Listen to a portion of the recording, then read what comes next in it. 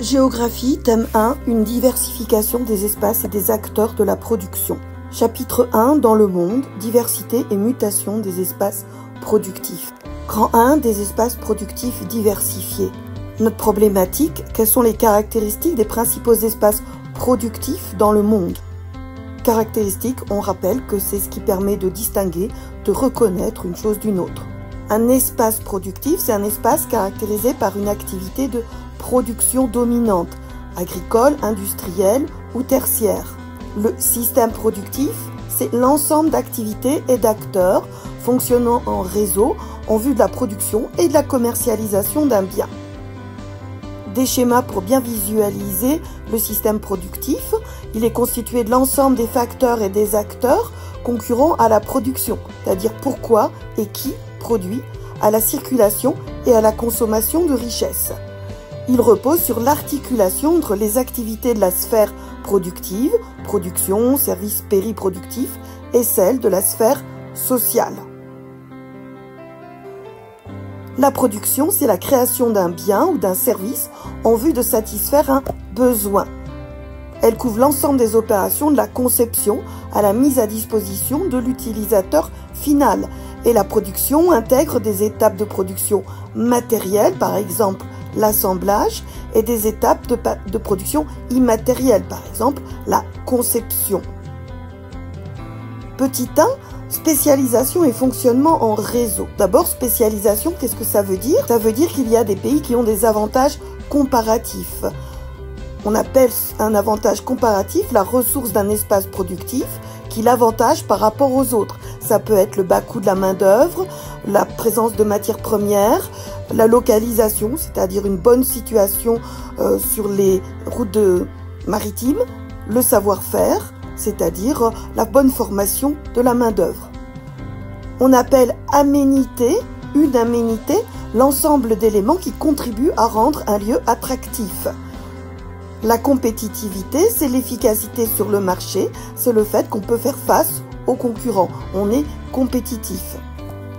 La mondialisation, c'est le fait qu'il y ait des flux et des réseaux à l'échelle mondiale et des échanges commerciaux entre les espaces productifs à l'échelle mondiale.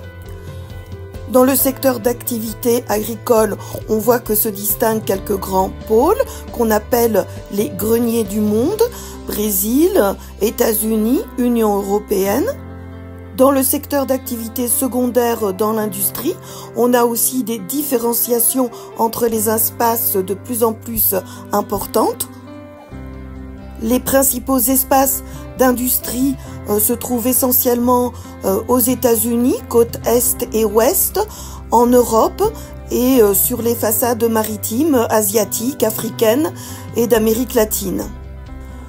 Enfin, dans le troisième secteur d'activité, le secteur tertiaire, on constate depuis le début du XXe siècle une augmentation de la part des services dans l'économie. On désigne cela par la tertiarisation. La tertiarisation, ce sont les transports, les services bancaires par exemple, mais c'est aussi le tourisme. On voit ici le jardin botanique de Singapour.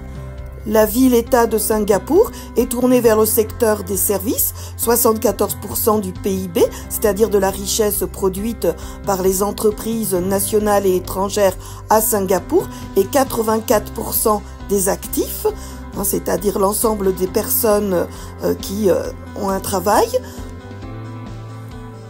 Dans la plupart des pays développés, le secteur tertiaire occupe 75%, c'est-à-dire environ les 3/4 de la population active. On voit ici les tours du CBD, Central Business District, qui est le quartier d'affaires à l'américaine, à l'arrière, et c'est le quartier qui accueille de nombreux sièges sociaux d'entreprises, c'est-à-dire là où se prennent les décisions. Qu'est-ce que cela signifie que ces espaces productifs fonctionnent en réseau? Un réseau, c'est un ensemble de lignes de relations aux connexions plus ou moins complexes. Certains réseaux sont matériels et structurent l'espace. Ils sont les supports des flux d'échange, sont par exemple les routes, les chemins de fer. D'autres réseaux s'expriment par des relations, des flux qui sont davantage immatériels, réseaux d'échange, de services, d'information, réseaux de la recherche, de l'innovation. Sur ces réseaux circulent des flux, donc on appelle flux l'écoulement, le transfert d'une certaine quantité de personnes. On va parler de mobilité à ce moment-là, de véhicules, d'informations, de marchandises, transportées par un moyen de communication, par le biais donc d'un réseau.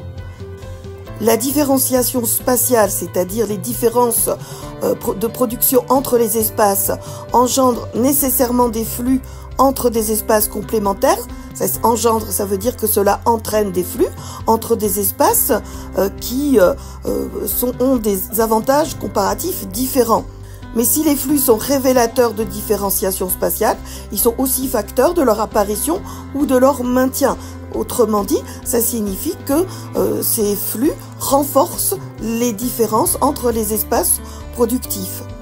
On pourra prendre l'exemple de la Silicon Valley, qui est un ensemble d'entreprises de haute technologie, d'universités, de laboratoires de recherche qui travaillent ensemble sur la côte ouest, à proximité de la ville de San Francisco. On est dans des réseaux plutôt immatériels avec des échanges entre les entreprises, entre les personnes. On va parler pour cela de synergie. Et en même temps, on est dans un contexte de concurrence, de capitalisme libéral. La phrase significative dans ce texte est au milieu. Les firmes, c'est-à-dire les entreprises, se font une concurrence intense, c'est la compétitivité, tout en apprenant les unes des autres. Donc ça, c'est la synergie. Quand on a un réseau d'entreprises d'un même secteur sur un territoire donné, le plus souvent tourné vers l'innovation, on parle de cluster. Cluster en anglais, c'est une grappe, donc un regroupement d'entreprises. C'est pour ça qu'on l'utilise aujourd'hui pour la pandémie, pour parler d'un regroupement de cas.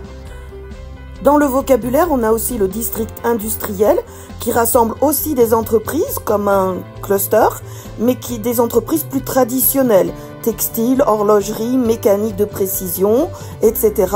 On retrouvera ce terme à propos des espaces ruraux. Si on récapitule, l'idée principale de cette première partie, c'est de nous montrer que nos richesses viennent des secteurs productifs qui se sont complexifiés et mondialisés depuis le 19e siècle et ont transformé les espaces de vie des humains.